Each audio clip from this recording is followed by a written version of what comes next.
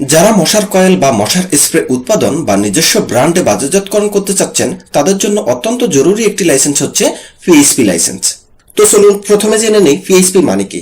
PHP মানে হচ্ছে public health pesticide, অর্থাৎ যে সমস্ত কীটনাশকগুলো মানুষের বসবাসের স্থানে ব্যবহৃত হয়ে থাকে সে সমস্ত কীটনাশক মানবদেহের জন্য কতটুকু ক্ষতিকর বা কোন মাত্রায় ক্ষতিকর এই সমস্ত পরীক্ষা নিরীক্ষা করার জন্যই কিন্তু এই পিএইচপি লাইসেন্স নিতে হয়। তো যেহেতু মশার কয়েল বা স্প্রেতে কীটনাশক ব্যবহৃত হয়ে থাকে, এই কীটনাশক মানবদেহের জন্য কতটুকু ক্ষতিকর বা কোন মাত্রায় ক্ষতিকর তা নির্ণয় করার জন্য কিন্তু যারা কয়েল উৎপাদন করে থাকে তাদেরকে এই পিএইচপি লাইসেন্স নিতে হয়। অনেকে আবার বলতে পারেন মশার কয়েল বা স্প্রেতে কেন কীটনাশক ব্যবহৃত হয়ে থাকে।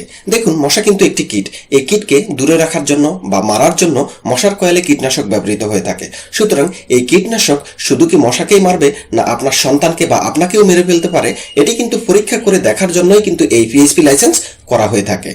তো আজকের ভিডিওতে আমি আপনাদের সাথে আলোচনা করার চেষ্টা করব এই মশার কয়েল বা স্প্রে উৎপাদনের জন্য এই পিএইচপি লাইসেন্সের আবেদন কোথায় করতে হবে, এর জন্য কোন কোন কাগজপত্রগুলো দিয়ে আবেদন করতে হবে, আবেদনের পরবর্তীতে কোন প্রসিডিওরে আপনারা এই পিএইচপি লাইসেন্স হাতে পাবেন ইত্যাদি বিষয় নিয়ে বিস্তারিতভাবে আলোচনা করার চেষ্টা করব। তো চলুন প্রথমে দেখে নেই পিএইচপি লাইসেন্সের জন্য কোথায় আবেদন করতে হবে। পিএইচপি লাইসেন্সের জন্য আপনাদের আবেদন করতে হবে ঢাকার খামারবাড়িতে অবস্থিত কৃষি সম্প্রসারণের অফিসে।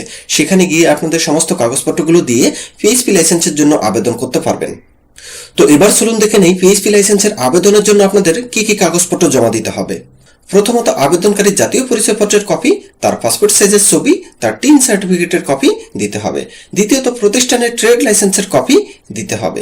তৃতীয়ত প্রতিষ্ঠানের বিন সার্টিফিকেট বা ব্যাট সার্টিফিকেটের কপি দিতে হবে। চতুর্থত প্রতিষ্ঠান যে ব্যাংকে কারেন্ট অ্যাকাউন্ট ওপেন করেছে সে ব্যাংক অ্যাকাউন্ট থেকে ব্যাংক প্রত্যয়নপত্র বা ব্যাংক সার্টিফিকেটের কপি দিতে হবে। পঞ্চম নম্বরে হচ্ছে প্রতিষ্ঠানকে একটি চেম্বার্স অফ কমার্সের সদস্য সনদ দিতে হবে, যে চেম্বার্স অফ কমার্সের নাম হচ্ছে মসকিটো কয়েলস ম্যানুফ্যাকচারার অ্যাসোসিয়েশন। এবং ষষ্ঠ নম্বরে হচ্ছে প্রতিষ্ঠানকে একটি আবেদন করতে হবে, যে আবেদন ফর্মের নাম হচ্ছে ফর্ম 1A। তো এই আবেদনকৃত কাগজপত্রের সাথে আরো আপনাদেরকে দিতে হবে কয়েলে যে কেমিক্যালটি ব্যবহৃত হয়েছে সেই কেমিক্যালের কিছু স্যাম্পল এবং চূড়ান্তভাবে উৎপাদিত কিছু কয়েলের স্যাম্পল। একই সাথে যে কেমিক্যালটি ব্যবহৃত হয়েছে সেই কেমিক্যালের অ্যানালিটিক্যাল রিপোর্ট, টেকনিক্যাল রিপোর্ট এবং ফর্মুলেশন রিপোর্ট। একই সাথে যে ডাকযোগের মাধ্যমে এই কেমিক্যালগুলো বাংলাদেশে এসেছে সেই ডাকযোগের নথিপত্রের কপি, একই সাথে কাস্টমস ক্লিয়ারেন্সের কপি। এই সমস্ত কপিগুলো সব একত্রিত করে আপনাদেরকে এই খামারবাড়িতে গিয়ে কৃষি সম্প্রসারণ অফিসে পিএইচপি লাইসেন্সের জন্য আবেদন করতে হবে। তো এবার চলুন দেখে নেই যে আবেদনের পরবর্তীতে কোন প্রসিডিওরগুলো ফুলফিল করে এই পিএইচপি লাইসেন্সটি আপনারা পাবেন। তো আপনাদের আবেদনকৃত কাগজপত্রগুলো যথাযথ হলে খামারবাড়ি থেকে আপনাদের আবেদনটি গ্রহণ করবে। আবেদন গ্রহণের পরবর্তীতে আপনাদের প্রদত্ত কেমিক্যালগুলোর একটি টেস্ট হবে। সেই কেমিক্যাল টেস্টের রিপোর্ট আসার পরবর্তীতে আপনাদের প্রদত্ত যে কয়েলটি আছে সেটি ফিল্ড টেস্টের জন্য প্রেরণ করা হবে। তো এই ফিল্ড টেস্ট বা সরজমিনের পরীক্ষায় মূলত দেখা হয় এই কয়েলটি মশাকে মারে কিনা বা এই কয়েলটি মানবদেহের জন্য কতটুকু ক্ষতিকর ইত্যাদি বিষয়গুলো যাচাই বাছাই করে দেখার চেষ্টা করা হয়ে থাকে। তো এই কেমিক্যাল রিপোর্ট এবং ফিল্ড টেস্টের রিপোর্ট যখন পজিটিভ হয় তখনই কিন্তু আপনারা এই কাঙ্ক্ষিত পিএইচপি লাইসেন্স হাতে পাবেন। তো এই পিএইচপি লাইসেন্স হাতে পাওয়ার পর আপনাদের আরেকটি কাজ করতে হবে, সেটি হচ্ছে এই কয়েল উৎপাদনের জন্য যে কেমিক্যাল লাগবে সেই কেমিক্যাল ইম্পোর্টের জন্য আমদানির অনুমতি নিতে হবে। একই সাথে এই কয়েল বাণিজ্যিক ভিত্তিতে উৎপাদনের জন্য উৎপাদনের অনুমতি নিতে হবে।